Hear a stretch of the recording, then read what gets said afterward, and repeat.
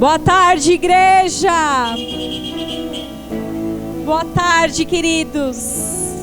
Vocês estão me ouvindo bem? Sim? Que bom. Eu gostaria que buzinasse quem está nos visitando hoje. Que legal, tem gente nos visitando hoje. Não sei se você sabe, mas para que você possa ouvir melhor o louvor, a palavra, você pode conectar aí no teu carro a rádio FM 106.5, que você vai ouvir essa transmissão dentro do teu carro. Aí você pode fechar as janelas, tudo bem tranquilo, tá bom, queridos? Seja muito bem-vindo, você que está nos visitando e você que é da casa também. Muito bom estar aqui. Sou a pastora Sheila, eu sou a Felizarda que casou com esse lindão. Te amo, amor. E fui incumbida do privilégio de poder trazer a palavra nessa noite. Vamos orar, amados, porque o Senhor tem algo muito profundo para ministrar nas nossas vidas nessa noite. Então, não se distraia aí dentro do carro. Você vai ser tentado a pegar no celular, a pensar em outras coisas.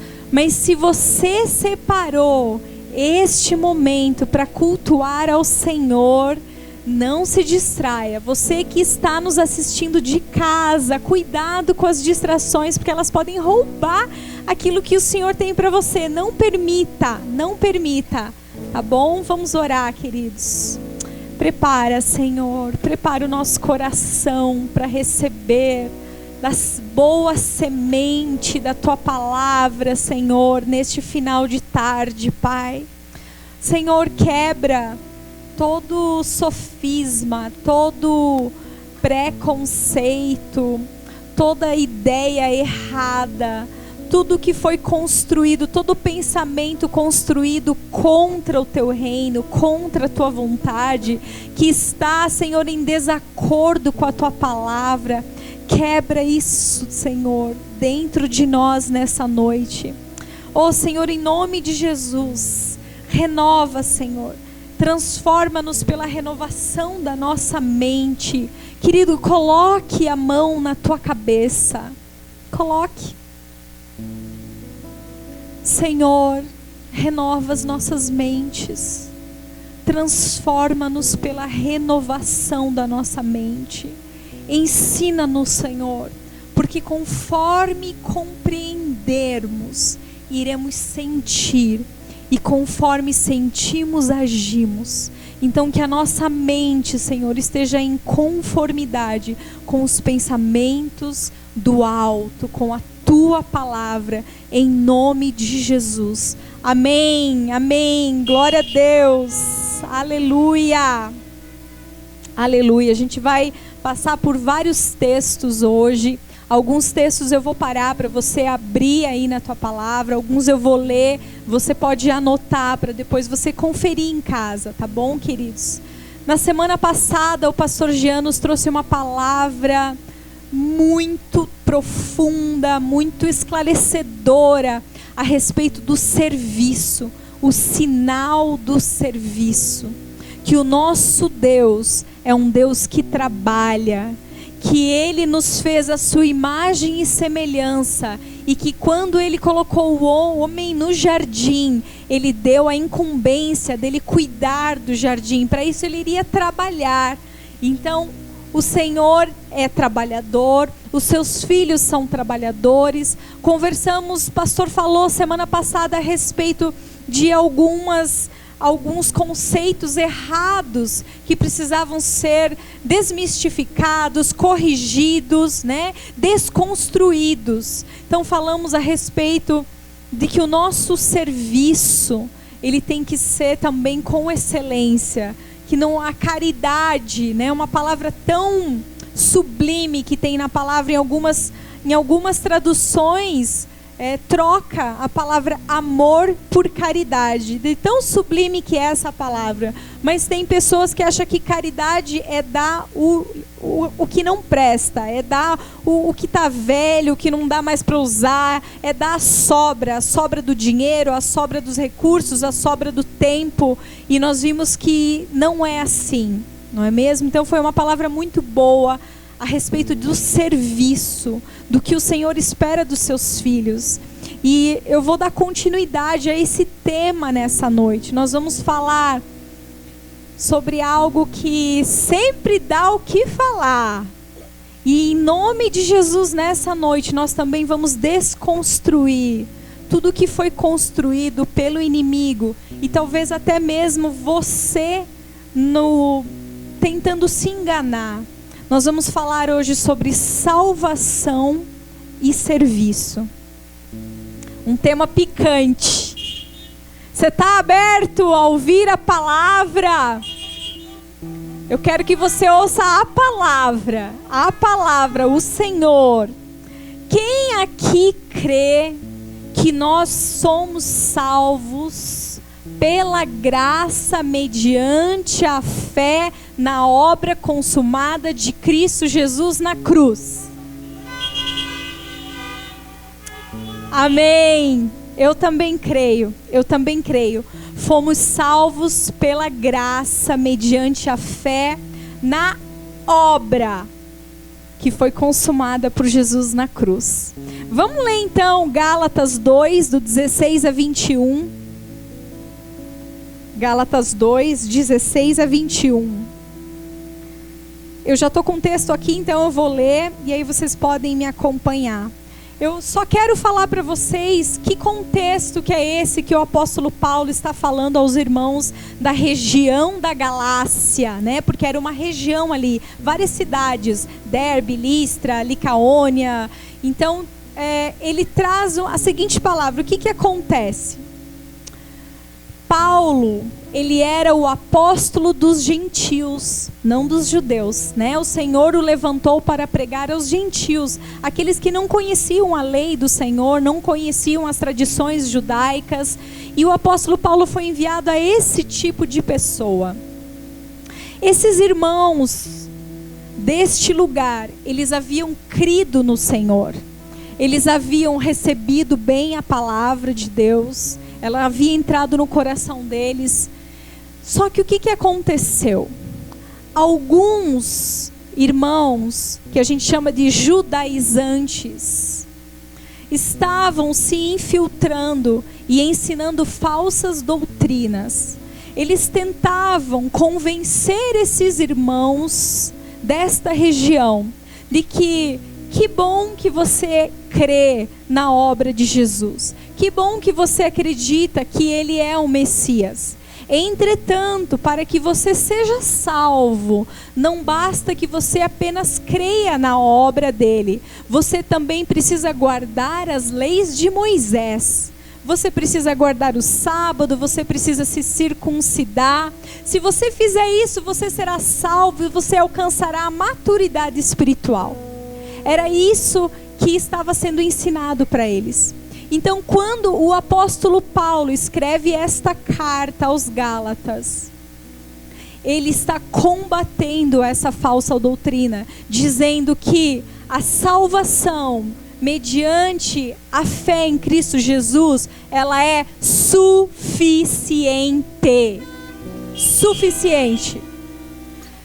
Nós não precisamos seguir rituais, nós não precisamos seguir regras para que isso venha garantir a nossa salvação. Nós não precisamos de nada disso. E o apóstolo Paulo escreve essa carta com esse intuito de alertar esses irmãos.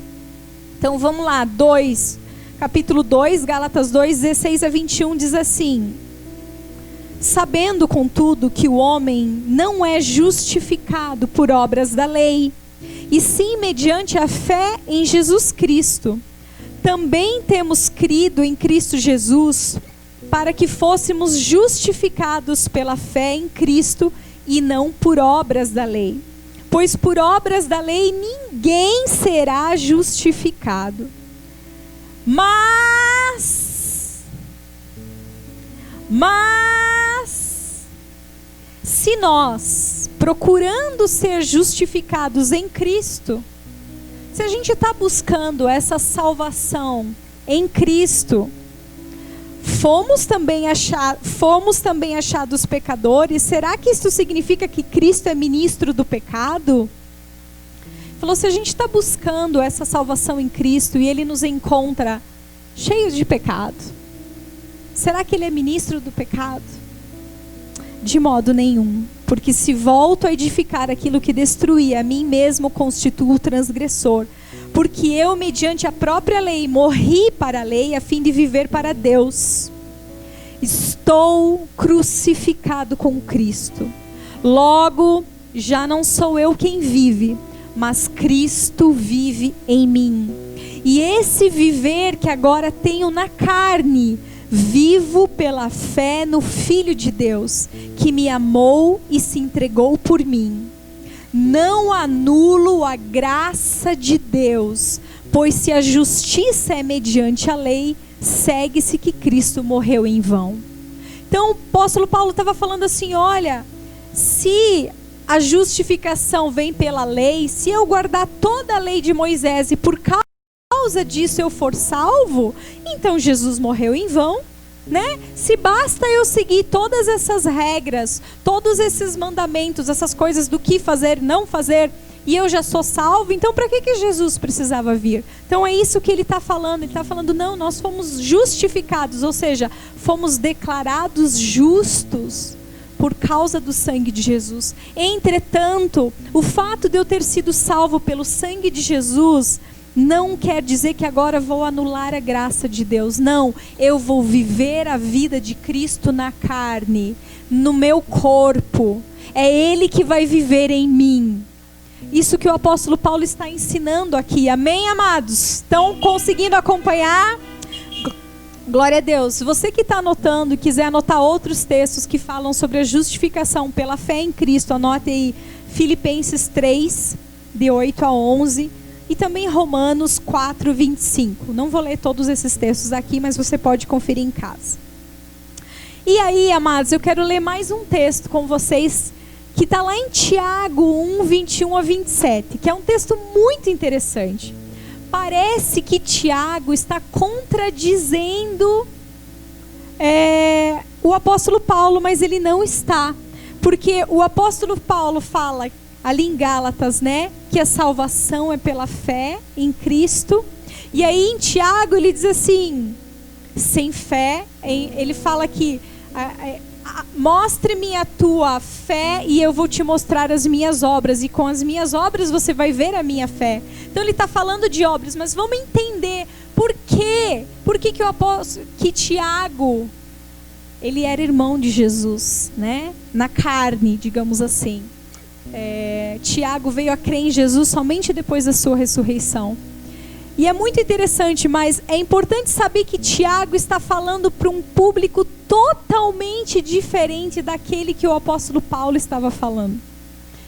Tiago está se referindo a judeus, inclusive muito zelosos da lei. Esses irmãos estavam passando por uma luta, uma prova diferente, oposta das que os gálatas estavam passando. Os judeus a que Tiago se refere, eles passaram a vida inteira tentando agradar a Deus, seguindo as leis de Moisés. Eles tentavam por tudo chegar à salvação, obedecendo todas aquelas leis. Se eu fizer isso, se eu não fizer aquilo, se eu fizer isso, se eu não fizer aquilo. Com certeza eles estavam exaustos, porque a gente leu que ninguém pode ser salvo pela observância da lei. E aí, amados, o que acontece? Quando os judeus se convertem, quando eles ouvem a palavra da salvação por meio da fé na morte de Jesus, que eles entendem que Jesus morreu na cruz por eles, e que agora, se eles creem que Ele é o Messias, eles estão salvos e não estão mais sobre o jugo da escravidão da lei. O que acontece com esses irmãos judeus? Eles ficam eufóricos, felizes, radiantes. Então quer dizer que não precisa mais observar a lei, seguir todos aqueles ritos, a circuncisão, os animais puros e impuros. Não precisa nada disso. Paulo diz, não precisa nada disso. Tiago diz, não, a salvação é pela fé em Jesus. Mas o que acontece com eles? Então, se basta eu crer em Jesus e não preciso observar a lei, não importa o que eu faça, né? Eu posso pecar, eu posso corromper o meu corpo.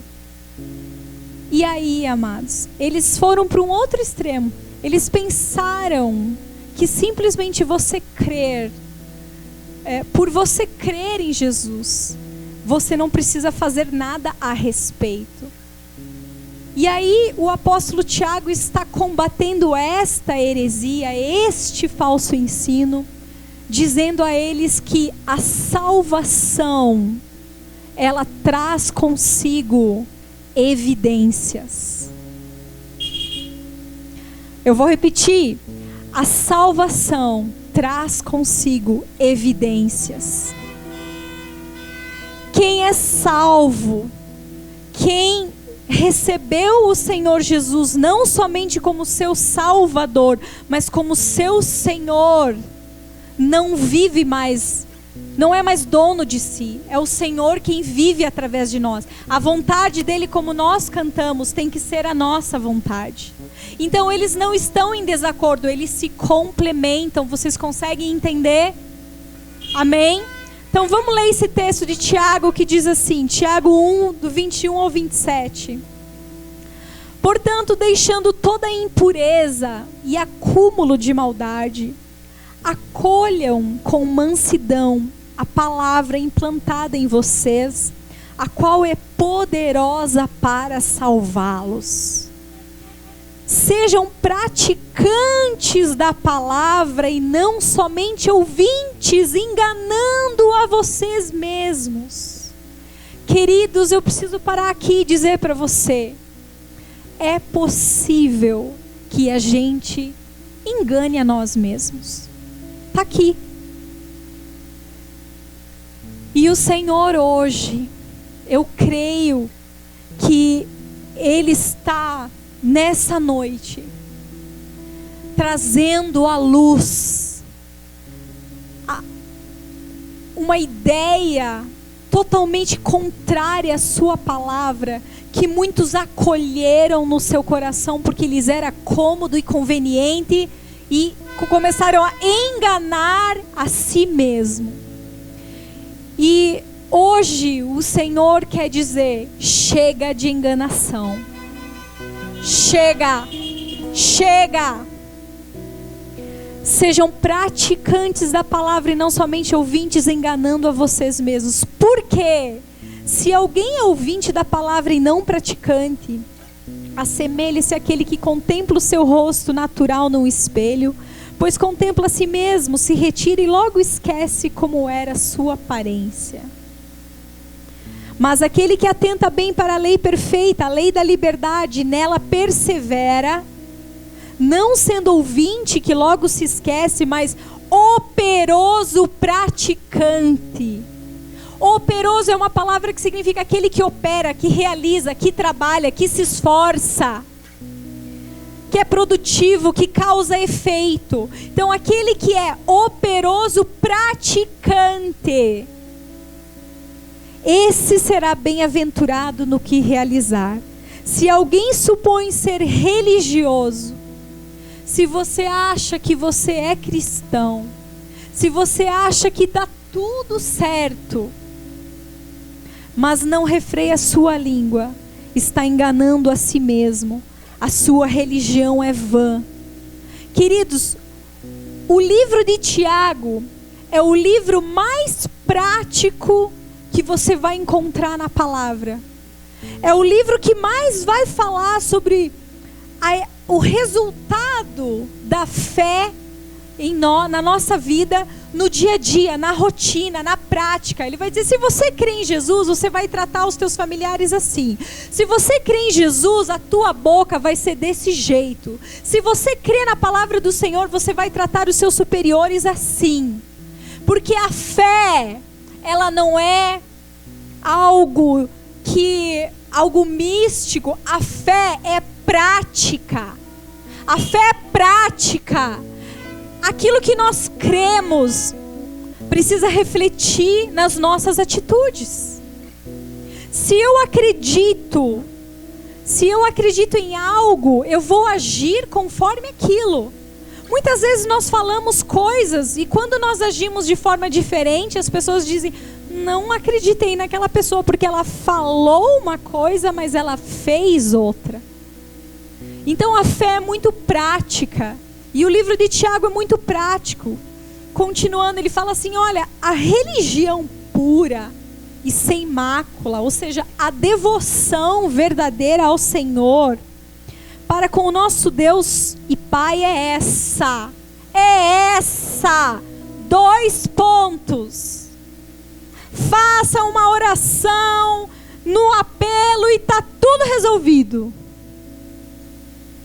Visitar os órfãos e as viúvas nas suas aflições e guardar-se incontaminado do mundo. Consagração e boas obras. A busca pela santidade e boas obras. É isso que o Senhor espera daqueles que professam crer nele. Amém? A fé precisa ser testada e aperfeiçoada. Às vezes nós achamos, julgamos que a nossa fé já está, num nível legal, numa profundidade boa. De repente nós passamos por situações, provas nas nossas vidas que a gente às vezes se assusta até conosco mesmos, A gente se assusta, a gente não imaginava que a gente teria aquela reação diante daquela situação. E o Senhor permite isso para provar, para nos provar o nosso coração. Não provar para Ele, porque Ele conhece o nosso coração, provar para nós. Então assim, olha como ainda é pequena, olha como ainda vacila, olha como ainda precisa crescer, vamos exercitar essa fé, filho. Vamos agora, chegou um momento que está difícil, você está com medo, você está inseguro, mas é agora que você precisa confiar, é agora que você precisa dar passos de fé, é agora que você precisa colocar em prática aquilo que você fica dizendo que você acredita. Então, é isso que o apóstolo Tiago está nos ensinando. Então a salvação, amados, ela anda de mãos dadas com as obras. De mãos dadas. Eu vou mostrar isso para vocês em alguns textos da palavra. Eu gosto muito de Efésios 2, de 8 a 10. Cada vez que a gente fala sobre obras, aqueles que geralmente são os mais preguiçosos, geralmente são aqueles que sempre dão justificativa para não fazer nada, eles usam esse texto. Mas eles usam ele pela metade. E hoje eu trouxe ele um pouquinho mais comprido, para a gente analisar junto. Tá? Então ele diz assim, Efésios 2, de 8 a 10. Porque pela graça vocês são salvos mediante a fé, e isso não vem de vocês, é dom de Deus, não de obras para que ninguém se glorie. Amém? E aí, param aí. Falou da salvação, que é mediante a fé, que é dom de Deus, não é por obras para que ninguém se glorie. Amém? Cremos nisso, estamos de acordo. Mas aí parou aqui. Vamos continuar. O texto não parou aí. Diz assim: pois somos feitura dele, criados em Cristo Jesus para. Esse para, ele indica um propósito, a razão, o motivo.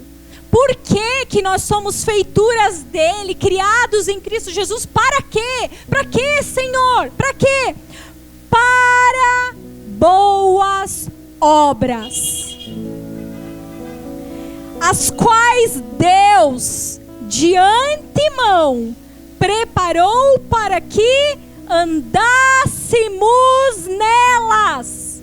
Andássemos, não é uma vez na vida, não é uma vez no mês, uma vez no ano, andássemos nela. Ele nos fez, nos recriou no Cristo, em Cristo. Somos feituras dele, obra das suas mãos. Com qual propósito? Boas obras. Está aqui. Esse texto eu acho incrível, porque ele fala sobre salvação e obras junto. Ele fala, vocês foram salvos, vocês não foram salvos por causa das obras, para que ninguém se glorie, vocês jamais iriam conseguir fazer isso. Porém, uma vez salvos, agora me mostrem as boas obras. Foi para isso, é o propósito da salvação. Aleluia. Eu gosto muito de um texto de Filipenses também. Quero que vocês abram comigo Filipenses 1, de 20 a 30. Eu vou resumir esse texto, tá? Para não ficar muito grande. Eu vou ler ali a partir do... acho que é do 28, por ali. Diz assim. Um pouquinho antes. Acima de tudo, mas anotem Filipenses 1, de 20 a 30. Acima de tudo, vivam de modo digno do Evangelho de Cristo, para que, ou indo até aí para vê-los, ou estando ausente, eu ouça a respeito de vocês que estão firmes em um só espírito, como uma só alma, lutando juntos pela fé do Evangelho.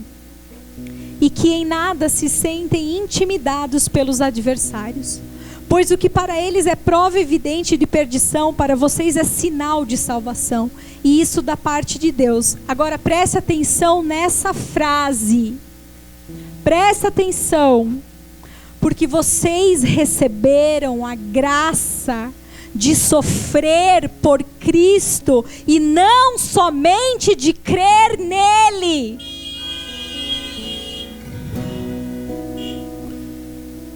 Pois vocês têm o mesmo combate que viram em mim e que agora estão ouvindo que continua a ter. Nós recebemos a graça, o dom de sofrer por Cristo. Sofrer perseguição, cansaço, fome, sede, trabalho, enfim. O que o Senhor requerer de nós, Ele vai nos dar a graça para que possamos suportar. Porque recebemos a graça de sofrer por Ele, não somente crer nele. Amém, queridos? Agora eu quero ler Romanos 2, de 4 a 8. Diz assim: ou será que você despreza a riqueza da bondade, da tolerância e da paciência de Deus, ignorando que a bondade de Deus é que leva você ao arrependimento? Mas por ser teimoso e ter um coração impenitente, você acumula contra si mesmo ira para o dia da ira e da revelação do justo juízo de Deus, que retribuirá a cada um segundo as suas obras, a vida eterna aos que, perseverando em fazer o bem, procuram glória, honra e incorruptibilidade, mas ira e indignação para os egoístas, que desobedecem à verdade e obedecem à injustiça.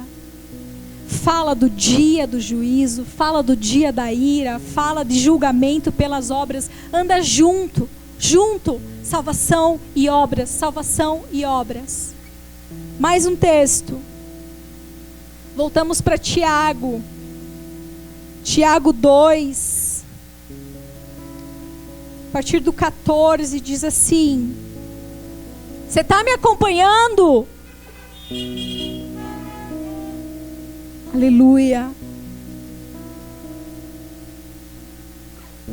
Meus irmãos, qual é o proveito de alguém dizer que tem fé, mas não tiver obras? Será que essa fé pode salvá-lo? Será? Tiago está falando sério. Aquele que diz que crê, mas não vejo fazer nada, será que essa fé pode salvá-lo? Se um irmão ou uma irmã estiverem com falta de roupa e necessidade do alimento diário, e um de vocês lhe disser: vão em paz, tratem de se aquecer e de se alimentar bem, mas não lhes dão o necessário para o corpo, qual é o proveito disso? Assim também a fé, se não tiver obras, por si só está morta. Ela está morta. Mas alguém dirá: você tem fé e eu tenho obras. Mostre-me essa sua fé sem as obras, e eu com as obras lhe mostrarei a minha fé.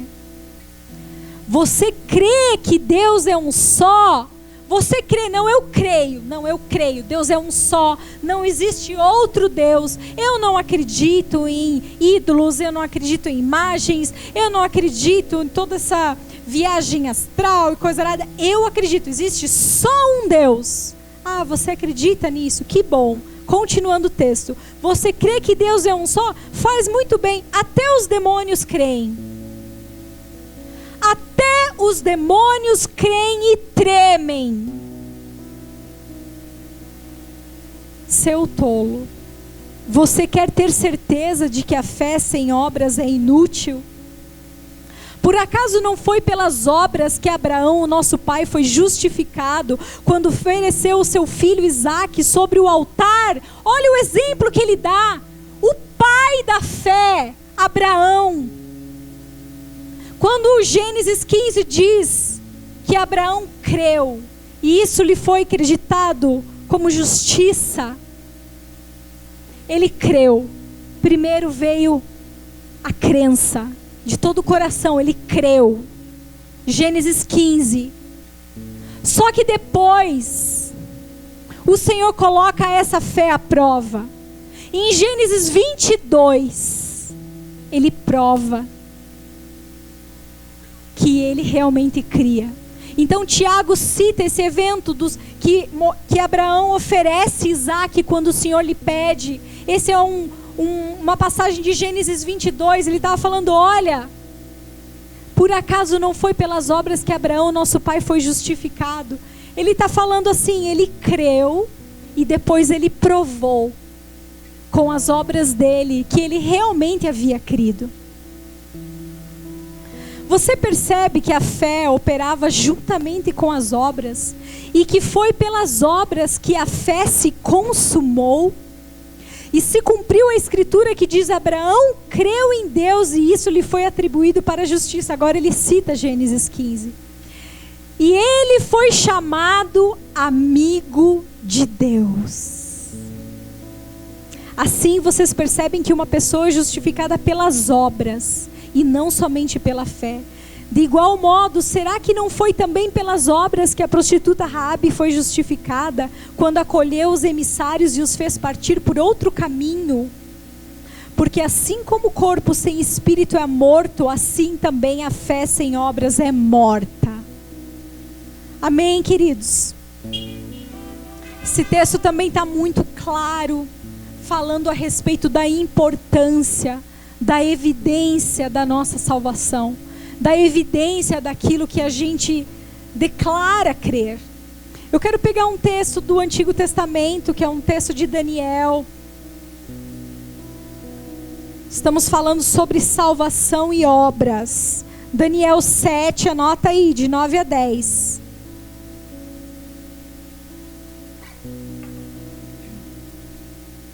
Daniel é um livro profético, fala sobre o fim dos tempos. Daniel 7, 9 e 10 diz assim: continuei olhando, até que foram postos uns tronos, e o ancião de dias se assentou. Sua roupa era branca como a neve, e os cabelos da cabeça eram como a lã pura. O seu trono eram chamas de fogo, e as rodas do trono eram fogo ardente. Um rio de fogo manava e saía de diante dele. Milhares de milhares o serviam, e milhões de milhões estavam diante dele. Agora preste atenção. Foi instalada a sessão do tribunal, e foram abertos os livros. Foram abertos os livros. De que livros Daniel está falando? Vai comigo lá para o final da Bíblia. Apocalipse 20. Quem está acompanhando? Apocalipse 20, 11, versículo 11. Posso ler? Vi um grande trono branco, e aquele que está sentado nele. A terra e o céu fugiram da presença dele, e não se achou lugar para eles. Vi também os mortos, os grandes e os pequenos, que estavam em pé diante do trono. Então foram abertos livros. Livros. Todo mundo fala do livro, o livro da vida, que todo mundo quer ter o seu nome escrito lá, amém? Mas aqui está falando de livros, no plural. Ainda outro livro, o livro da vida, estava junto lá. Foi aberto. E os mortos foram julgados segundo as suas obras, conforme o que estava escrito nos livros. Amados, Apocalipse 20, consumação. O tribunal está instaurado. O ancião de dias está no seu trono. O juízo começou. E são abertos livros. São abertos livros, o livro da vida. Vão procurar. Chegou a minha vez, Sheila. Procura para ver se o nome da Sheila está lá.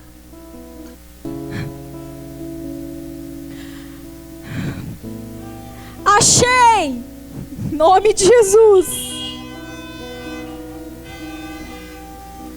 Poderiam perguntar, mas por que o nome dela está aí? Pega lá na pilha dos outros livros, o livro da vida da Sheila. Vamos ver as obras dela, para ver se condiz com o que ela cria.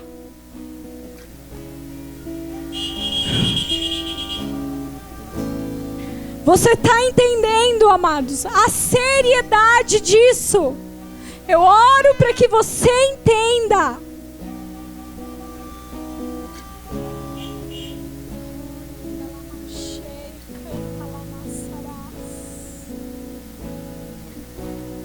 Jesus é o nosso modelo de servo, amém? Jesus é o nosso modelo de servo. Filipenses 2, de 3 a 8 fala que ele não teve por usurpação ser igual a Deus. Ele não considerou que o ser igual a Deus era algo que ele deveria se apegar. Mas, pelo contrário, ele se esvaziou. Ele assumiu a forma de servo, tornando-lhe semelhante aos seres humanos. E reconhecido em figura humana, ele se humilhou. E foi obediente até a morte, morte de cruz. Se nós queremos completar esse livro de boas obras e servir ao Senhor, nós precisamos olhar para Jesus e servir do jeito que Ele serviu, sem orgulho, humildade, obediência. Amados,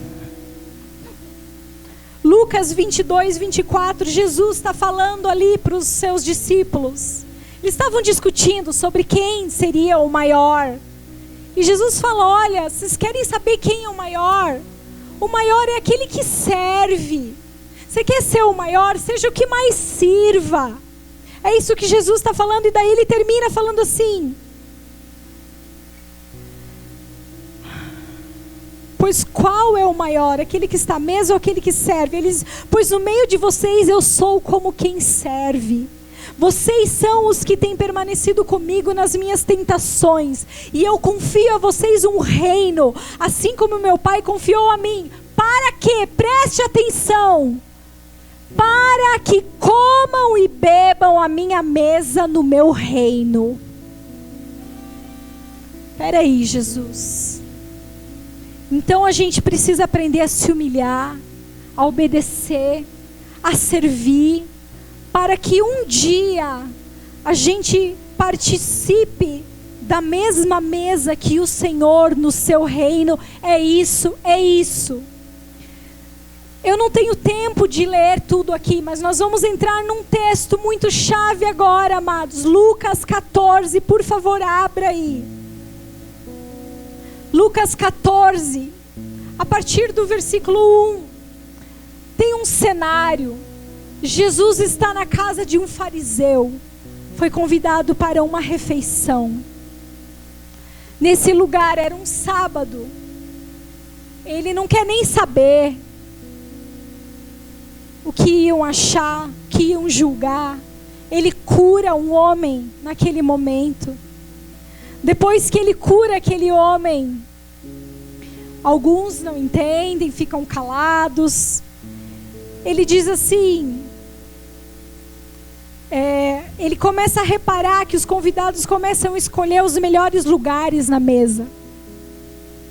E aí ele vem com uma lição, que ele começa a falar assim: olha, quando vocês forem fazer algo, não façam algo para alguém para que essa pessoa retribua vocês.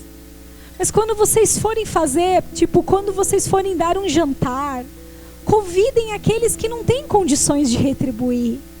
E Jesus dá uma lição, e quando ele termina essa lição, um daqueles religiosos está incomodado com essa lição, e ele quer logo mudar de assunto. Então ele diz assim: bem-aventurado aquele que participar do banquete do reino de Deus. E aí nós voltamos ao tema do banquete no reino de Deus. E então Jesus responde: certo homem deu uma grande ceia e convidou muitos. Queridos, é uma grande ceia, uma grande festa. Imagine um jantar de Natal ou de Ano Novo, algo grande. Eu te pergunto, você assa a carne? Você prepara todos os acompanhamentos, a sobremesa, o gelo para as bebidas? E aí, só depois você vai pensar em quantas pessoas virão? Sim ou não? Você convida, as pessoas vão confirmando: vou poder ir, não vou poder ir, eu vou, eu não vou. Com base na quantidade de confirmações, você monta a sua ceia, certo? É assim que fazemos. Aqui demonstra que já havia sido feito um convite. As pessoas já haviam aceito o convite. Essa palavra é para você que se declara crente, que já aceitou o convite.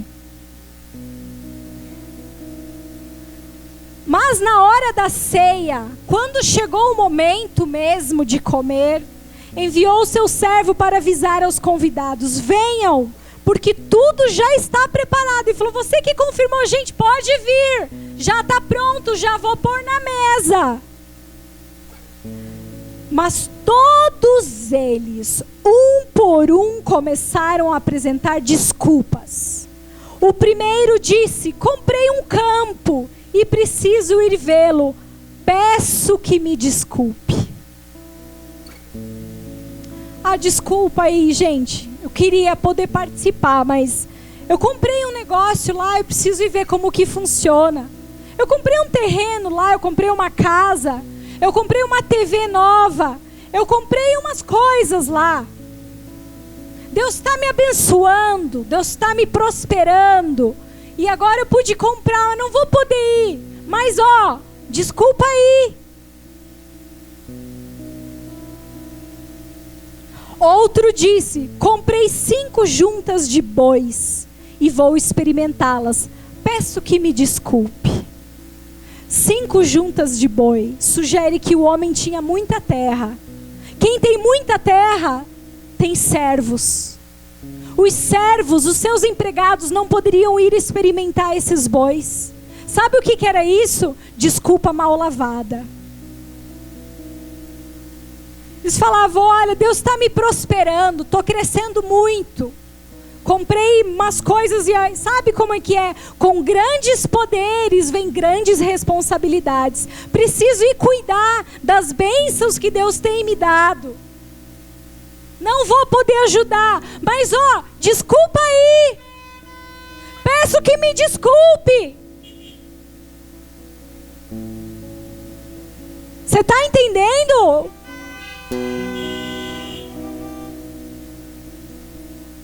E outro disse: casei-me, por isso não posso ir.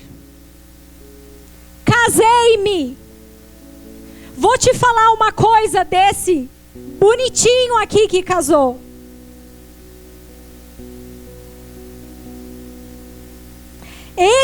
Ele não recusa o convite por causa de posses, por causa do trabalho. Ele recusa porque ele casou. E ele acha que a família é uma justificativa tão boa que nem desculpa ele pede. Eu vou cuidar da minha família.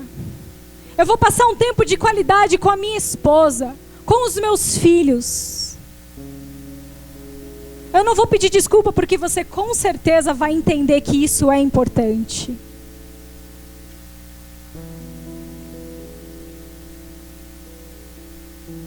Tá tudo bem trabalhar, se esforçar. Tá tudo bem você ter tempo com a família. Jesus não está desconstruindo isso. Você acha que Jesus ia falar algo contra a família? O que Jesus está falando é: pare de usar a tua família como desculpa para atender o chamado que Deus te deu. Pare de usar a família como desculpa. A tua casa, a tua esposa, os teus filhos, o teu marido. Pare de usar isso como desculpa. No final você vai ver que ele diz assim, vamos continuar o texto.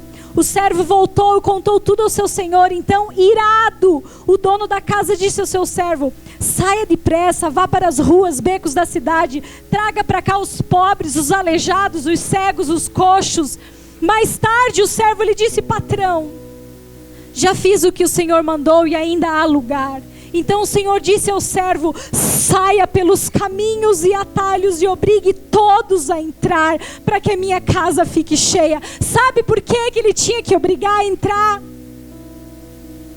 Porque os pobres, os que têm consciência da sua pobreza, da sua miséria, da sua dependência do Senhor, não se achariam dignos de estar nesse jantar. E o Senhor diz ao seu servo: obrigue-os a entrar. E ele diz assim: porque digo a vocês que nenhum daqueles homens que foram convidados provará a minha ceia. Nenhum. Nem o que foi ver o campo, nem o que comprou as juntas de boi, nem o que casou. Nenhum. Ninguém. Você está entendendo? Estou acabando. E ele continua. Jesus continua o texto e ele começa a dizer assim. Aí diz assim o texto: grandes multidões acompanhavam Jesus e ele, voltando-se, lhes disse. Ele vê as grandes multidões e ele não pensa: será que vão me trazer alguma comida? Será que vão arrumar alguma gôndola, alguma coisa especial para me carregar nos ombros? Jesus não se deslumbrava com as multidões. Pelo contrário, ele diz assim: acho que eu preciso alinhar as expectativas desse povo. Se alguém vem a mim e não me ama mais do que ama o seu pai, a sua mãe, a sua mulher, os seus filhos, os seus irmãos, as suas irmãs e até a sua própria vida, não pode ser meu discípulo.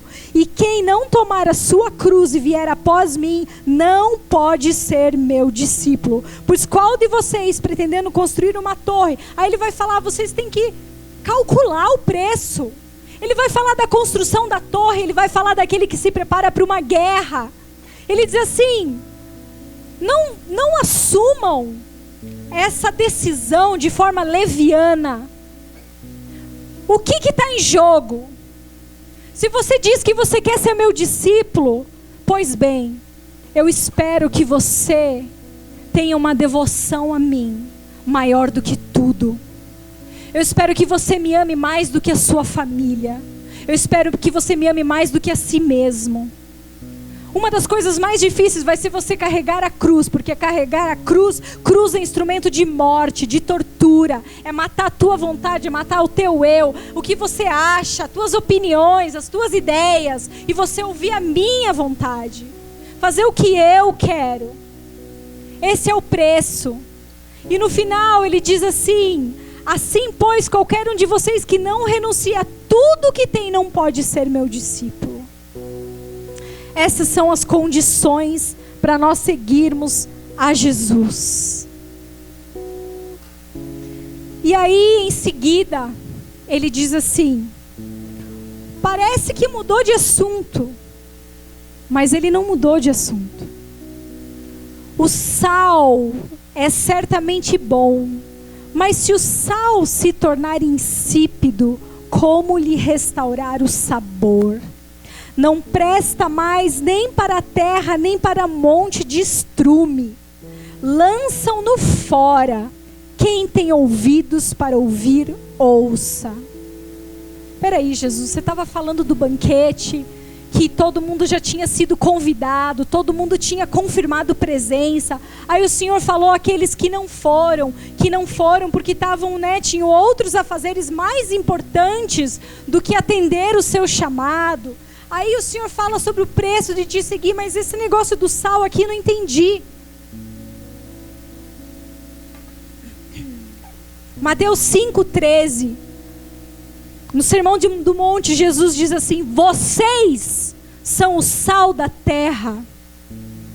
Ora, se o sal vier a ser insípido, como lhe restaurar o sabor? Para nada mais presta, senão para ser lançado fora, pisado pelos homens. Ele ainda está falando dos convidados. Falando, vocês que aceitaram o convite, estão assumindo que são sal. Porém, se o sal não servir para o seu propósito, ele não serve para nada.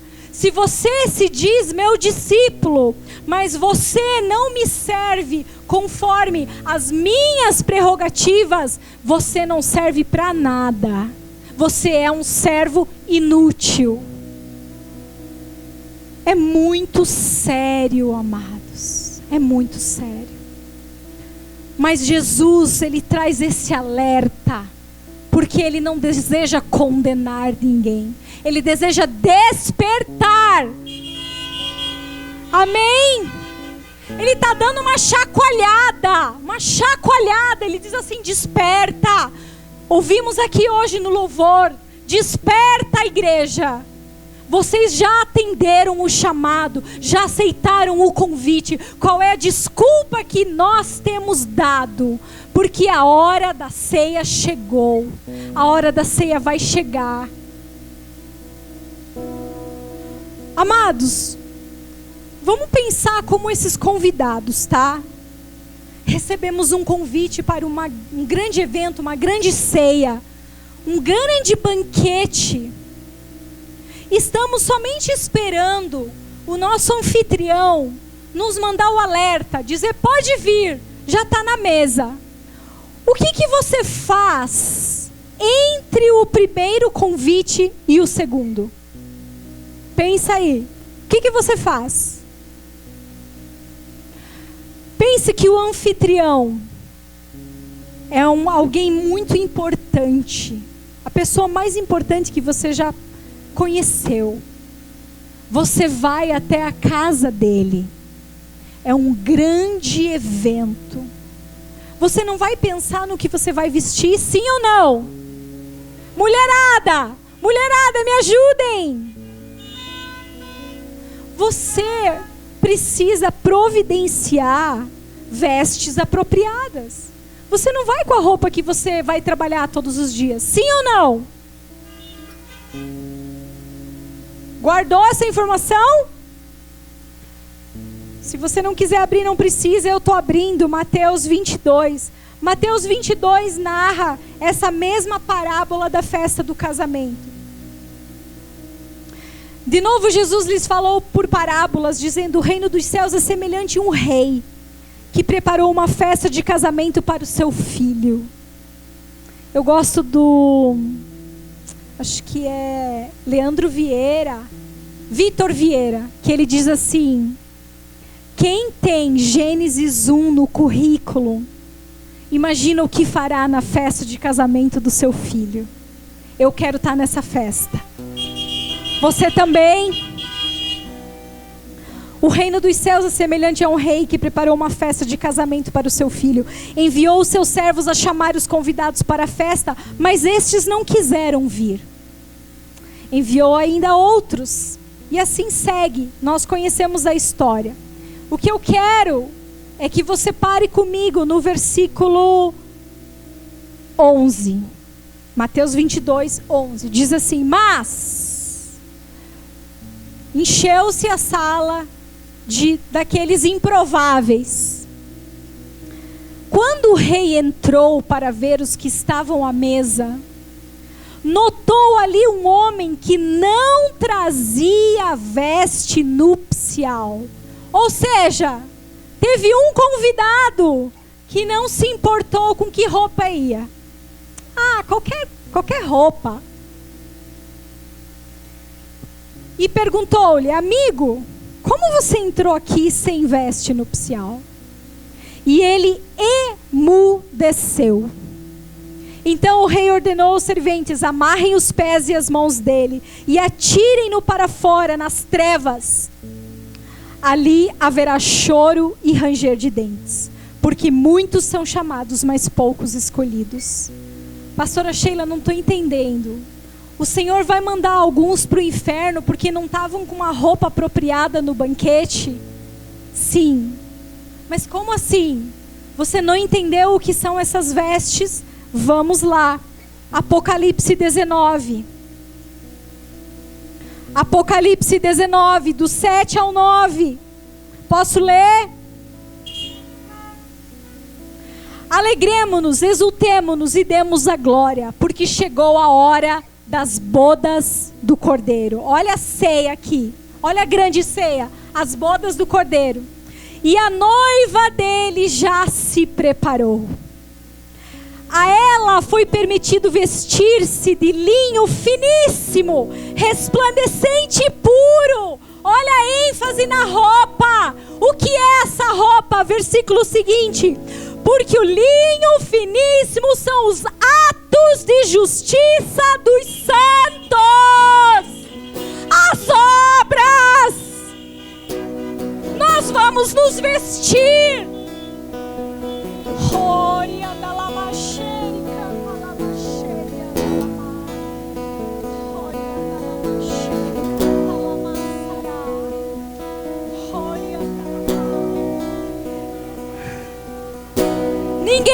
comparecer perante Ele sem essas roupas, sem essas obras que testificam da nossa fé.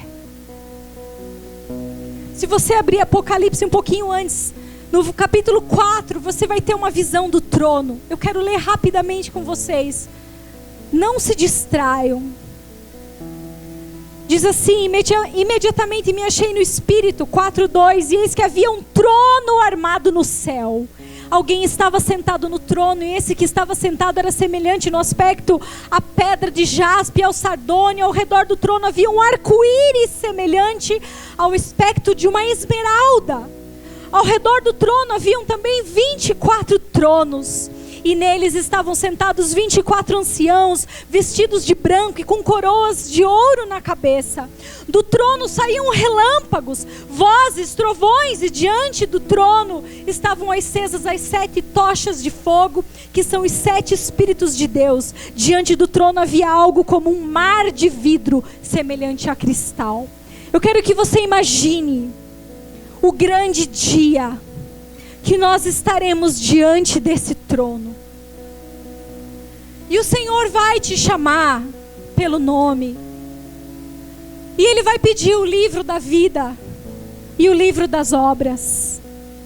E quando Ele começar a questionar, a folhear, se de repente Ele não está encontrando ali muita coisa, imagine o trono, imagine o esplendor, que ao redor dele há um arco-íris como que de esmeralda, relâmpagos, raios, um rio de vida correndo debaixo do seu trono. Você está diante dessa cena majestal. E aí Jesus pergunta para você: você não fez nada? O que você fez enquanto você estava lá? O que você estava fazendo? Aí você diz, olhando os relâmpagos, sabe, Jesus, é que eu passei anos trabalhando muito, porque olha Jesus, olha o carro que eu comprei, Jesus, olha que lindo, Jesus, olha que maravilhoso, Jesus. E aí você começa a olhar para o carro, e você começa a olhar para o arco-íris ao redor do trono, e você começa a olhar para o rio, e você começa a olhar e pensa no carro. Você diz, que é isso? E Jesus falou, o que você ficou fazendo?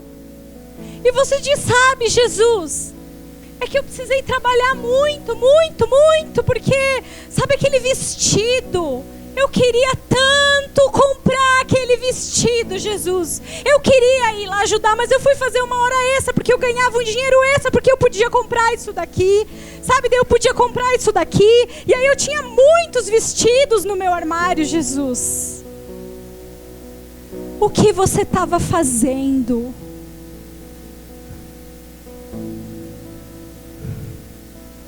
Você foi feitura minha, criado para as boas obras. O que você estava fazendo? Mas Jesus, eu passei alguns anos, sabe, trabalhando, porque eu queria, sabe, construir uma casa. E aí eu precisei comprar o terreno, eu precisei construir a casa, eu precisei dos móveis, aí eu precisava desfrutar da casa. E aí, diante daquele esplendor, você vai mostrar a tua casa. E aí o que você acha que o Senhor vai fazer? É sério demais, não é brincadeira. Apocalipse, o último texto, 22. Apocalipse 22, 10. Diz assim: o anjo que estava falando com João disse ainda: não cele as palavras da profecia deste livro, porque o tempo está próximo. Continue o injusto a fazer injustiça. Continue o imundo a ser imundo. O justo continue na prática da justiça. e o santo continue a santificar-se. Eis que venho sem demora, e comigo está a recompensa que tenho para dar a cada um segundo as suas obras. Eu sou o Alfa e o Ômega, o primeiro e o último, o princípio e o fim. Bem-aventurados aqueles que lavam as suas vestes, para que tenham direito à árvore da vida e entrem na cidade pelos portões. Curve a sua cabeça, vamos orar. Oh Senhor, oh Senhor, desperta-nos, desperta-nos, Pai, desperta-nos, Senhor. Acorda aquele que dorme, acorda aquele que está se enganando, acorda aquele que está rejeitando o seu convite. Oh Senhor, em nome de Jesus, ajuda-nos, Pai, ajuda-nos, Espírito Santo de Deus. O Senhor ainda está aqui mexendo conosco. O Espírito Santo ainda está aqui. O Espírito Santo ainda pode nos convencer do pecado, da justiça, do juízo. Convence-nos, Senhor. Queremos, Pai, queremos. Nós queremos estar nessa mesa, nessa ceia, nesse grande dia. Queremos estar vestindo roupas apropriadas, porque estaremos diante do nosso Rei. Queremos oferecer a Ti, mostrar a Ti o que fizemos com o nosso tempo, com o que fizemos com as nossas horas, com os nossos dias, com os anos que o Senhor nos deu. Oh Senhor, desperta. Levanta trabalhadores, a palavra diz, Jesus diz, poucos são os trabalhadores, a seara é grande. A seara é grande e poucos são os trabalhadores. Rogue ao Senhor da seara para que envie trabalhadores. Desperta servos, desperta servos, desperta servos. Trabalhadores que não deem desculpa, que não usem a prosperidade como desculpa, que não usem a família como desculpa, que não usem a pobreza como desculpa, que não usem desculpa nenhuma, mas que digam: eis-me aqui, Senhor, o Senhor chamou, eis-me aqui, há algo para ser feito, eis-me aqui, precisam de ajuda, eis-me aqui. Eis-nos aqui, Senhor. Eis-nos aqui, Senhor.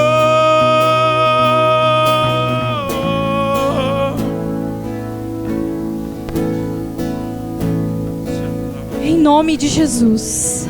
Amém. Temos o Aviva começando no domingo que vem.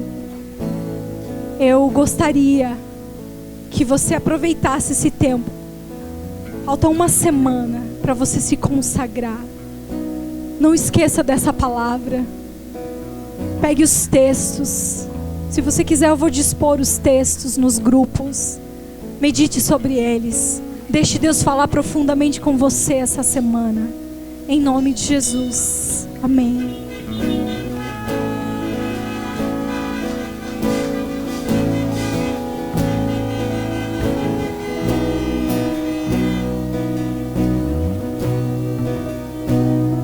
Eu quero convidar você para um banquete.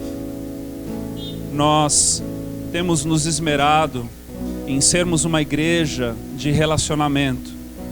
Uma igreja que não é de evento, mas é uma igreja de relacionamento, porque essa é a igreja que Jesus veio instaurar. E por conta disso, temos nos relacionado com pastores e igrejas relevantes para o reino de Deus, com frutos visíveis para uma nação. Temos sentado à mesa com esses pastores, desenvolvido intimidade, de abrir o coração, de compartilhar as alegrias, as tristezas. E uma vez por ano, Igreja Refúgio, nós temos já há 5 anos tido o costume de nos consagrarmos na presença do Senhor, ouvirmos da parte dele, por meio destes homens, destes pastores, aquilo que nós não colocamos tema, nós não colocamos pretexto, nós não colocamos, não nos inclinamos, não nos enveredamos para nada, para manipular aquilo que vem da parte do Senhor. E eu quero dizer a você que até aqui o Senhor tem nos abençoado.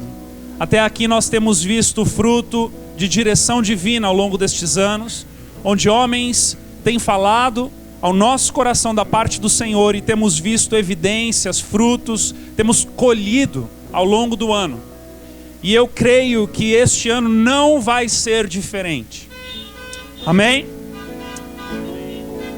Além de mim e da pastora, teremos, a partir do domingo que vem aqui, pastor Vini, do Rio de Janeiro, de Tanguá, da Igreja Metodista. Teremos o pastor Evaldo, da comunidade Siloé de Joinville. Teremos o pastor Alexandre Vargas, da Casa de Oração, em Jaraguá do Sul. Teremos o pastor Márcio Martins, da comunidade Vida Plena de São José dos Pinhais. Teremos o pastor Marcos Poleto, da igreja Senge de Criciúma. Teremos o Drops fazendo louvor aqui para nós, numa noite específica. Eles também farão um workshop no sábado, não neste agora, no outro. Teremos o pastor Davi, da igreja Nova Aliança. E acima de tudo isso, teremos Deus falando a cada coração. Então, enquanto nós nos esmeramos nas obras, para que a nossa salvação seja evidenciada, para que o Senhor no momento das bodas nos vista deste linho finíssimo como promessa dessas obras, que eu e você não perdemos o costume também de nos vestir de panos de saco, de nos vestir de arrependimento, de colocarmos a cara no pó e buscarmos por mais do Senhor nas nossas vidas e menos de nós mesmos. Então, que nessa semana que antecede ao Aviva, seja para mim e para você uma semana de consagração. Uma semana das madrugadas, uma semana da oração ousada, uma semana da leitura profética da palavra de Deus, uma semana de jejum, uma semana de quebrantamento, para que você seja encontrado como uma terra afofada, uma terra pronta para receber a semente que Ele tem para mim e para você. Em nome de Jesus. Se você, preste atenção ao que eu vou lhe dizer, se você é membro desta casa, se você é pastoreado pelos pastores dessa igreja, se consagre. Esta é a convocação dos teus pastores para esta casa, para este tempo, para este lugar. Consagre-se, deixe as desculpas de lado e coloque a cara no pó, em nome de Jesus. Em nome de Jesus. Pai amado, obrigado por esse tempo precioso. Obrigado, Deus, por essa palavra maravilhosa do céu para as nossas vidas. Que nós possamos nos encontrar em Tua presença nessa semana. Que nós possamos nos rasgar na Tua presença.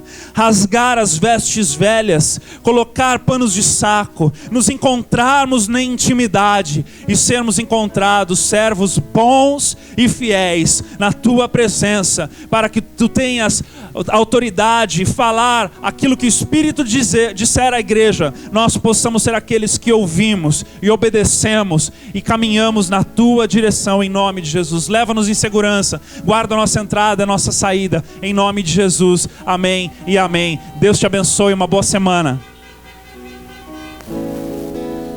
Tua vontade nasça em mim.